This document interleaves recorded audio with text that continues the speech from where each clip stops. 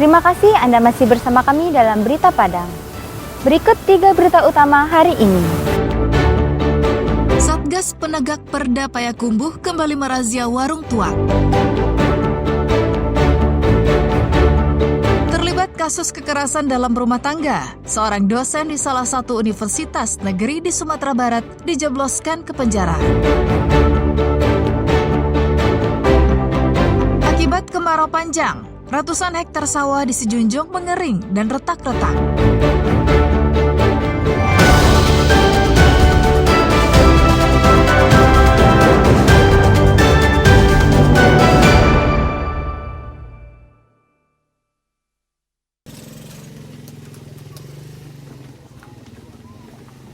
Penertiban tempat hiburan malam yang kerap melanggar aturan terus dirazia oleh tim gabungan penegak perda Payakumbuh. Razia kali ini menargetkan tempat hiburan malam yang sering tutup saat razia dilakukan. Hal ini terjadi diduga pengelola selalu mengetahui saat akan dilakukan razia. Diduga informasi razia sudah dibocorkan kepada pengelola tempat hiburan malam itu. Namun kali ini, razia dilakukan secara mendadak. Saat didatangi, lokasi warung penjual tuak yang berada di pasar tradisional Ibuah itu masih buka. Diduga pengelola terlambat menutup tempat usahanya setelah mengetahui kedatangan petugas. Petugas pun berhasil menjaring 2 pengunjung serta sejumlah minuman keras jenis tuak maupun tuak yang dicampur minuman lainnya. Penasaran dengan barang bukti yang hanya ada beberapa teko, serta sisa minuman lainnya yang dikemas dalam botol, petugas melakukan penyisiran ke seluruh bagian kedai tuak, termasuk ke bagian luar. Namun upaya itu tidak membuahkan hasil, karena petugas tidak menemukan minuman lainnya. Di tempat situ ada 3 sasaran kita, kedai Olive, Aziz, dan Purba. Tapi yang kita dapati yang buka itu Olive dengan barang bukti tuak dan beberapa botol minuman lainnya.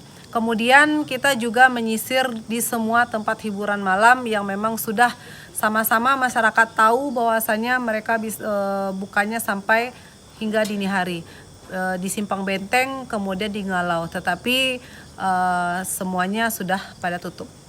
Razia terhadap tempat hiburan malam yang melanggar akan terus dilakukan tim secara mendadak, terutama terkait jam operasional. Ikhlasul Ihsan melaporkan dari Payakumbuh.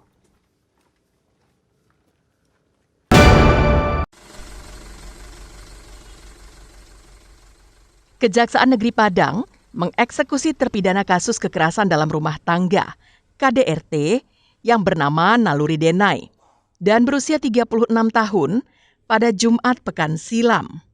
Warga Gurun Laweh, Kecamatan Nanggalo, Padang ini sehari-hari berprofesi sebagai dosen di salah satu universitas negeri yang ada di Padang. Usai menjalani pemeriksaan administrasi dan kesehatan di Kejari Padang, terpidana resmi memakai rompi merah dan dibawa ke Rutan Anak Ayah Padang untuk menjalani hukuman kurungan. Sebelumnya, Pengadilan Negeri Padang memutuskan terpidana dihukum penjara selama 2 bulan. Terhadap putusan pengadilan negeri itu, terpidana melakukan upaya hukum banding ke Pengadilan Tinggi Padang. Hasilnya, putusan yang sama, yakni pidana penjara selama 2 bulan. Terhadap putusan Pengadilan Tinggi Padang itu, terpidana tidak lagi melakukan upaya hukum kasasi dan menerima putusan Pengadilan Tinggi Padang. Penuntut umum juga menerima putusan Pengadilan Tinggi itu, sehingga perkara berkekuatan hukum tetap. Telah melakukan eksekusi perkara kekerasan dalam rumah tangga KDRT. Terpidananya bernama lengkapnya Naluri Denai bin Yuris Tanjung. Ini seorang dosen. Pasal yang terbukti dan pasal 44 ayat 4 Undang-Undang KDRT, ancaman maksimalnya 4 bulan. Kita tutup 3 bulan, diputus di pengadilan negeri itu 2 bulan. Atas perbuatannya, terpidana terbukti melanggar pasal 44 ayat 4 Undang-Undang Nomor 23 Tahun 2004 tentang penghapusan KDRT. Robiham melaporkan dari Padang.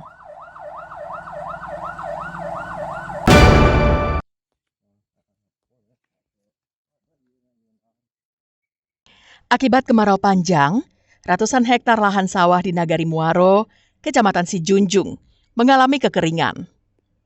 Lahan yang biasanya ditanami padi, kini berubah menjadi kering dan retak-retak. Hal ini terjadi karena daerah itu tak diguyur hujan dalam 2 bulan terakhir, sehingga ratusan hektar lahan sawah tak bisa untuk diolah petani. Kini, hamparan lahan sawah itu dipenuhi rumput liar. Petani juga memilih tidak bercocok tanam karena takut gagal panen. Lahan itu terlihat seperti dibiarkan begitu saja sambil menunggu turunnya hujan. Sebagian besar lahan pertanian di Sijunjung adalah sawah tada hujan. Saat ini, harapan petani satu-satunya hanya menunggu hujan turun agar lahan mereka bisa kembali ditanami. Ini musim kemarau ini kami sekedar di petani di Muaro lah. Ada hujannya kurang, tidak ada yang panen yang turun ke sawah. Kalau di Nagari Muaro hujan sudah hampir 2 bulan tidak dituruni hujan karena kami masyarakat sudah kekeringan untuk khususnya Nagari Muaro. Berhubung telah kemarau lebih kurang sudah 2 bulan, maka pertanian di Nagari Muaro memang agak berdampak. Sehingga kondisi sawah kita tidak ada air dan juga karena ini adalah petani kita tadanya tada hujan. Jadi berhubung tidak ada irigasi yang memadai sehingga petani kita sampai saat ini belum bisa bergerak untuk melestarikan persawahan dan juga petani lainnya. Maka dari itu sangat berdampak kepada pertahanan pangan khususnya di Nagari Muaro pada umumnya di Kabupaten Sijunjung. Kemarau panjang bukan hanya berdampak pada pertanian, tapi juga mengancam ketahanan pangan di tingkat lokal dan provinsi. Pasalnya, selain dikonsumsi sendiri, sebagian hasil panen mereka jual ke berbagai daerah di Sumatera Barat. Safatul Ulum melaporkan dari Sijunjung.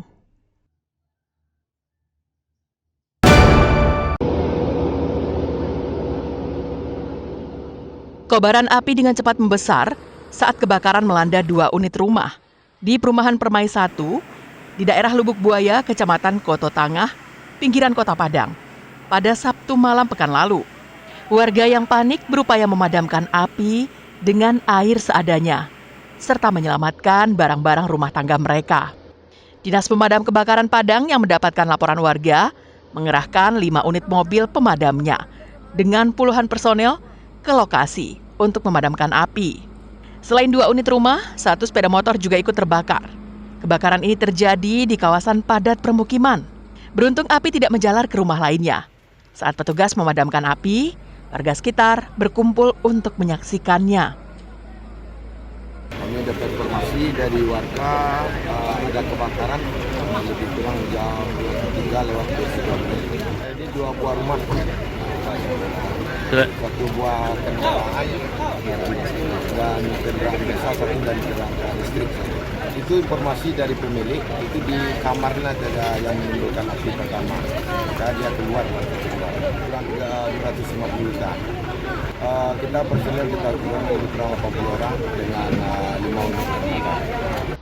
Api akhirnya dapat dipadamkan setelah 1,5 jam kemudian. Sementara itu penyebab kebakaran masih diselidiki pihak kepolisian. Akibat kebakaran ini, pemilik rumah mengalami kerugian ratusan juta rupiah. Alfi melaporkan dari Padang.